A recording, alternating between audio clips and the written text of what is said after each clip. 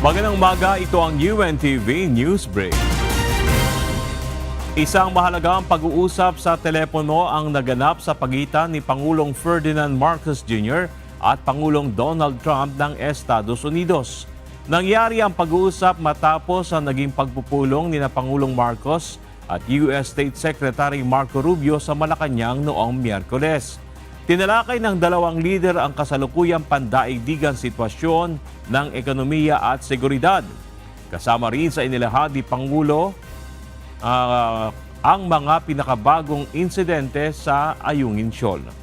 Bunsod nito, tiniyak ni Pangulong Trump na kanyang itataas ang naturang issue ng Pilipinas sa susunod na pagpupulong niya kay Chinese President Xi Jinping. Lumakas pa ang bagyong Quiapo o may international name na Noel at naging tropical storm ngayong Biyernes ng umaga habang papalapit sa extreme northern Luzon. Ayon sa Pag-asa 5 a.m. bulletin, nakataas na ang signal number 2 sa ilang bahagi ng northern Luzon. Ang bagyo ay nasa 345 kilometers silangan ng Apari, Cagayan. Taglay nito ang maximum winds na 65 kilometers per hour at gustiness na umaabot sa 80 kilometers per hour. Kumikilos ang bagyo pa west-northwest sa bilis na 30 kilometers per hour.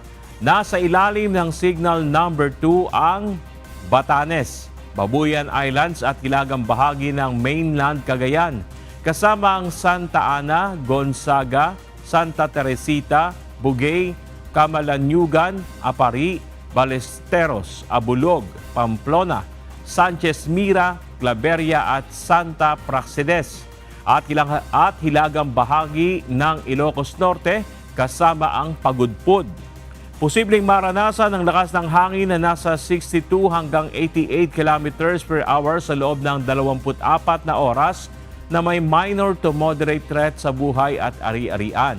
Samantala, nasa ilalim naman ang signal number 1 ang natitirang bahagi ng mainland Cagayan, Isabela, Nueva Vizcaya, Quirino, Apayao, Abra, Kalinga, Mountain Province, Ifugao, Benguet, natitirang bahagi ng Ilocos Norte, pati Ilocos Sur, La Union, at ang hilaga at gitnang bahagi ng Aurora, kasama ang Dilasag, Kasiguran, Binalungan at Dipakulaw. Posibleng maranasan ang lakas ng hangin na nasa 39 hanggang 61 kilometers per hour sa loob ng 36 na oras na may minimal to minor threat sa buhay at ari-arian. Muling paalala ng otoridad maging mapagbantay, sundin ang mga opisyal na abiso at ihanda ang mga kakailanganin sa harap ng papalapit na bagyo.